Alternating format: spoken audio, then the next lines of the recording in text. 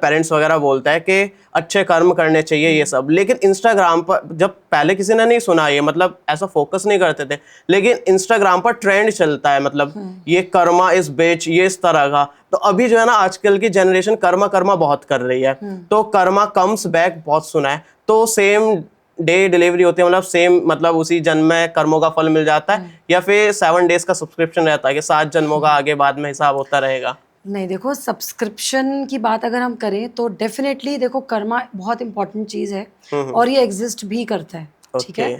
लेकिन सब्सक्रिप्शन तो आपके ऊपर डिपेंड करता है कि आप कैसे कर्मा कर रहे हो।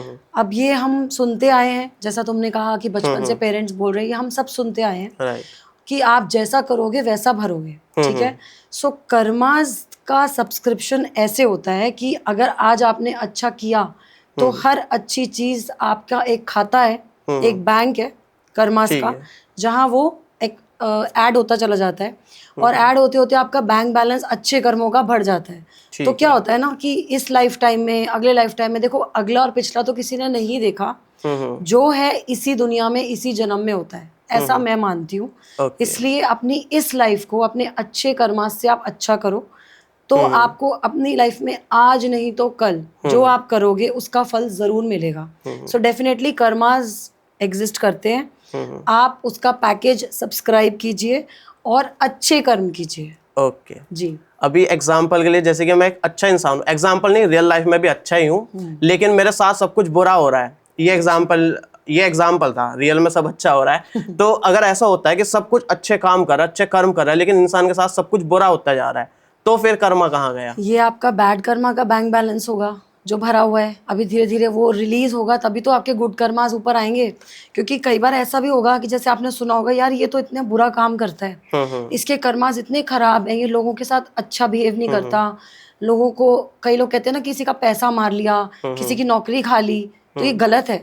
लेकिन फिर भी वो इंसान बहुत सक्सेसफुल है, कहीं ना कहीं उसका अच्छे कर्मास का बैंक बैलेंस बहुत अच्छा होगा और भरा हुआ होगा, लेकिन वो धीरे धीरे जब खत्म होगा ना तब उसको उसका फल जरूर मिलेगा। ओके मैं एक चीज़ फिर से रीडिफाइन करवाना चाहूँगा कि कर्मा की क्या थ्योरी है। मतलब ऐसा जो है ना, मैंने कहीं सुना नहीं है, ना ही मैं इससे पहले कहीं पे देखा कि कर्मा इस तरह के होता है, या फिर कहीं सुना हो या पढ़ा हो। मेरे अपने आप ही खुद में मन में वो आया था कि कर्मा क्यों होता है, कैसे होता है। तो मेरी 3 थ्योरी है। पहली थ्योरी ये है कि ये ना फियर बैठाया जाता है, जैसे कि पेरेंट्स ने बोला बुरा कर्म करोगे तुम्हारे साथ बुरा होगा, तो हमारे अंदर डर रहेगा, तो हम आगे चल के ना कुछ गलत करने की हिम्मत नहीं कर पाएंगे कि यार हमारे साथ भी कुछ गलत हो जाएगा। तो ये एक अवेयरनेस की तरह से एक फियर क्रिएट करने की वजह से होता है। एक तो ये थ्योरी है मेरे अकॉर्डिंग। दूसरी ये है कि अगर हम कुछ बुरा करेंगे तो ऑब्वियसली हम कुछ बुरा कर रहे हैं तो सामने वाला भी बुरा करेंगे। आज हम जाकर 10 लोगों को गाली दे रहा है तो आकर हमें भी गाली देगा, हम किसी के थप्पड़ मारेंगे वो भी आके थप्पड़ मारेगा, तो बुरा कर्म करोगे बुरा कर्म हमारे साथ भी हो रहा है। तीसरी थ्योरी स्पिरिचुअली है कि हम जो कुछ भी बुरा कर्म कर रहा है, भगवान ऊपर अपनी डायरी में लिख रहा है कि तू भाई ये कर्म कर रहा है, इसका फल जो है मिलेगा, आगे मिलेगा। तो ये 3 थ्योरी है। तो आपके हिसाब से कौन सी थ्योरी करेक्ट है इसमें? देखो मेरे हिसाब से मम्मी पापा वाली थ्योरी सबसे पहले करेक्ट है। ठीक है, क्योंकि ये संस्कार होते हैं एक तरह से, ठीक है, कि बचपन से कहते हैं ना कि कंडीशनिंग हो जाती है बच्चे की, कि आप उसको जो सिखाओगे वो उसकी हैबिट में ढल जाता है, ठीक है। कुछ पेरेंट्स ऐसे होते हैं कि बच्चा गाली दे रहा है वो हंसते हैं, खुश होते हैं कि अरे वाह बड़ा प्यारा लग रहा है बोलते हुए, उसको डांटते भी नहीं, उसे बताते नहीं कि गलत है। बिल्कुल। और जब वो थोड़ा बड़ा होता है वो गालियां देता है तो फिर उसको मारते पीटते हैं, डांटते हैं। लेकिन ये कंडीशनिंग तो आपने ही करी गलत कर्मा की, कि उसको गलत चीज सीखने दी। दूसरी चीज जो भगवान वाली चीज है, देखो भगवान को किसी ने देखा नहीं है, पर क्योंकि एक शक्ति तो इस ब्रह्मांड में है जो हमें चला रही है, तो अगर हमें हमारे बड़े बुजुर्गों ने ये सिखाया है और बताया है कि अच्छा करो क्योंकि भगवान लिख रहा है, नोटिस कर रहा है, तो अगेन ये आपकी एक संस्कार वाली चीज है जो आपको बिठाई जाती है मन में, जिससे कि आप अच्छा करो। पर आजकल के टाइम में जैसा तुमने सेकंड थ्योरी बोली कि बुरा करोगे तो बुरा रिटर्न में मिलेगा, क्योंकि देखो ये कलयुग है, आज का जो टाइम है वो टिट फॉर टैट है, ठीक है। उसमें लोग कर्मा के साथ साथ ये भी देखते हैं कि स्मार्ट प्ले करो, ठीक है। गांधीगिरी नहीं करनी है कि एक गाल पे थप्पड़ मारा तो दूसरा गाल आगे करो, वो नहीं करना है। क्यों? क्योंकि दूसरा इंसान एक नहीं मारेगा, वो आपको पूरा ही पीट के चला जाएगा। तो यहाँ पर आपको क्या करना है, श्री कृष्ण की तरह बिहेव करो, कि अगर कोई बुरा कर रहा है ना, उसको सिखाओ कि तू मेरे साथ बुरा कर नहीं सकता, ठीक है।